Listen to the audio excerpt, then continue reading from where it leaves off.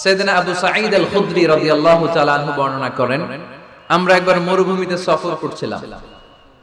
হঠাৎ দেখলাম মানুষের জটলা ডিঙ্গিয়ে ভেতরে যেয়ে দেখি এক লোক শুয়ে আছে, আর অন্য লোকেরা মন্ত্র পড়ে ফু দিচ্ছে। উল্টা পাল্টা মন্ত্র পড়ে ফু দেয় না, সুমন্তর সু কালিকুত্তার গু।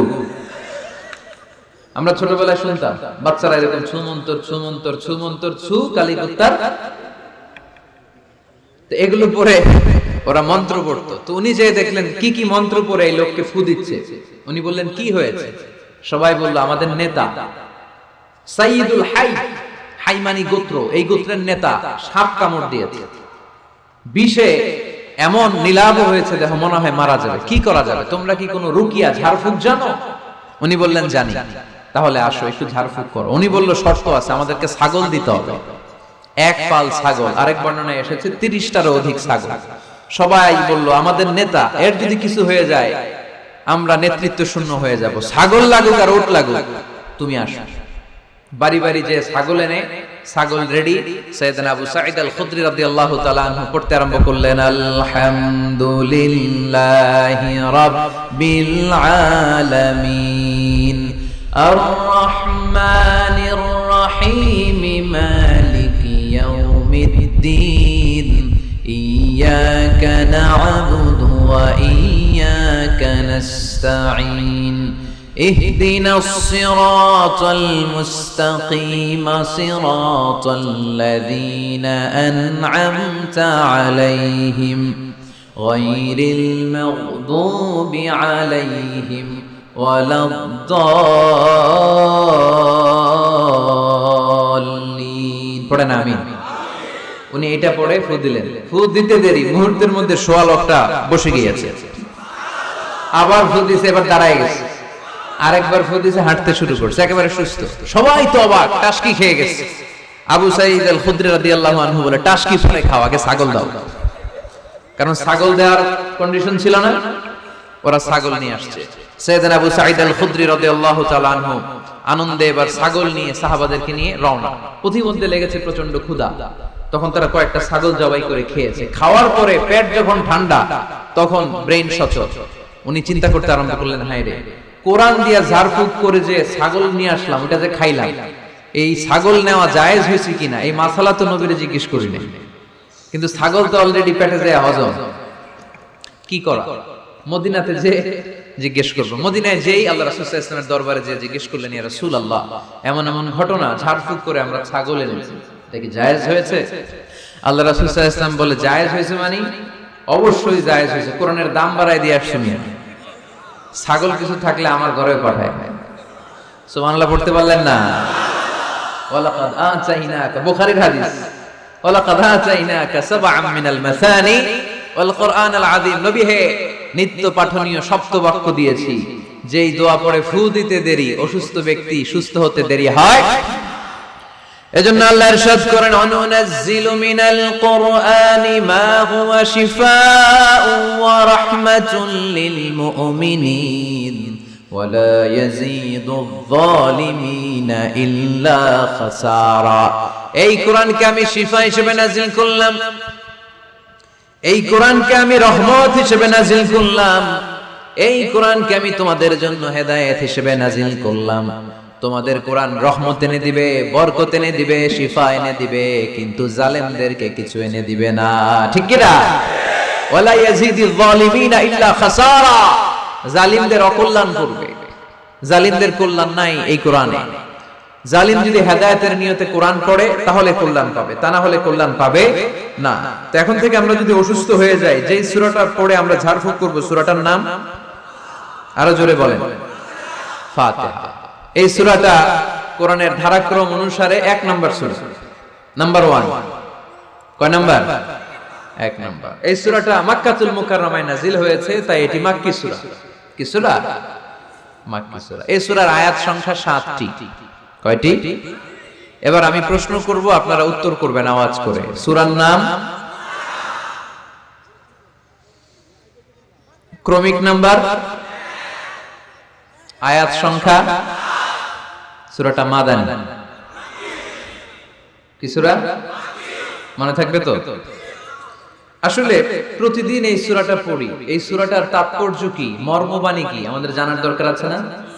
কিন্তু আমরা অনেকেই জানি না। জানি আরব বিশ্বে দেখবেন ওনারা যখন তারাবির সালাত পড়ে আযাবের আয়াত আসলে কাঁদে। পাকুন্দিয়ায় আপনারা কাঁদেন? জান্নাতের আয়াত আসলে দরাজ গলায় তেলাওয়াত করে। আপনারা কি করেন? আমরা করি না। কারণ ওনারা কি পড়ছেন সেটা তাৎপর্য আর মর্মবাণী ওনারা অনুভব করছেন। গত বছরের আগের বছর না গত বছর আমি হজে শাইখ আব্দুর রহমান আসুদাইসির পেছনে নামাজ পড়লাম। উনি যখন সূরা কুরাইশ তেলাওয়াত করছেন ফালিয়াবুদু রাব্বা হাযাল বাইত, এটা বলে তিনি কেঁদে দিলেন। কারণ উনি অর্থ বুঝতে পেরেছেন, আয়াতের অর্থ ফালিয়াবুদু রাব্বা হাযাল বাইত, এই কাবা ঘরের মালিক আল্লাহর ইবাদত করো, এই ঘরের রবের ইবাদত করো। আর ওই ঘরের সামনে দাঁড়িয়ে উনি ইমাম, উনি ওই ঘরের সামনেই দাঁড়ানো আর পড়তেছে এই ঘরের রবের ইবাদত করো। এটা যখন অনুভব করলেন উনি আর নিজেকে ধরে রাখতে পারলেন না, উনি কান্না জুড়ে দিলেন। উনার পেছনে আমরাও কাঁদতে লাগলাম, কারণ ইমাম যেদিকে মুসল্লিও সেদিকে, উনিও কাঁদে আমরাও কাঁদি, কারণ অর্থ বুঝতেছি তো। আবার জান্নাতের আয়াত আসলে এমন সুরের ঝংকার তুলে তিনি তেলাওয়াত করে, মনে হচ্ছে যেন এখনই উপর থেকে রহমত নাজিল হচ্ছে, ঠিক কি না?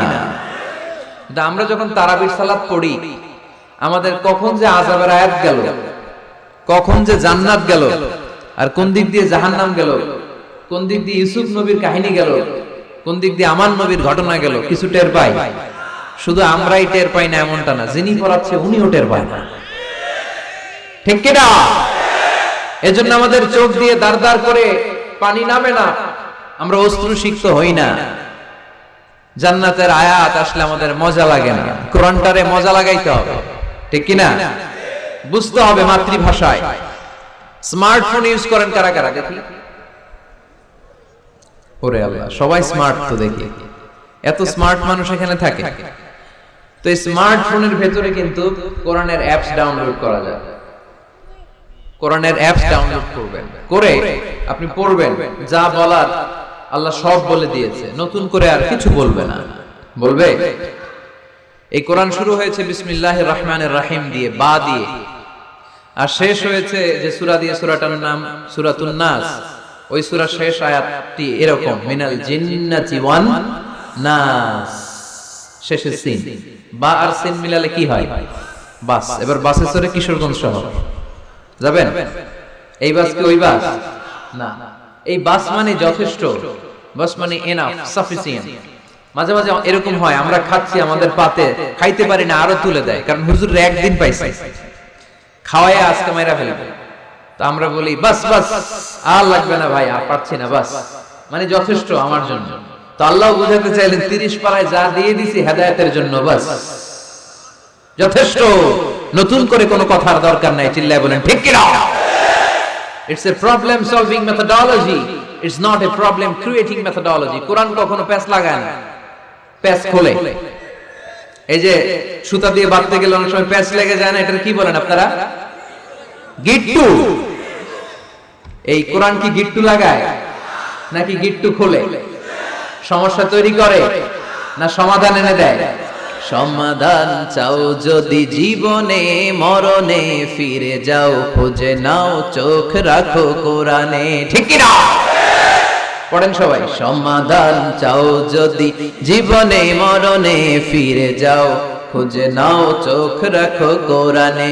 If you want the solution this dunya and akhirah, go back, have a look to the holy কোরআনে, তাই না?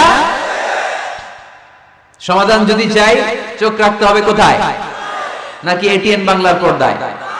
আসিতেছে আগামী শুক্রবার ওই পর্দায়, রঙিন পর্দায়, রূপালী পর্দায়, যেই বইয়ের দিকে চোখ রাখতে হবে বইটার নাম কোরআন। কোরআন প্রিফেস অফ দ্য বুক, মানব সমস্যার সমাধান, সব কিছুর সমাধান এই সূরার ভেতরে দিয়ে দিয়েছে কে? এজন্য নতুন করে আল্লাহ কিছু বলবে না। পাকন্দিয়ার ভাইয়েরা, এই মোবাইলের ভেতরে কোরআনের অ্যাপস ঢুকাবো আজকে আমরা, আজকে, কালকে না।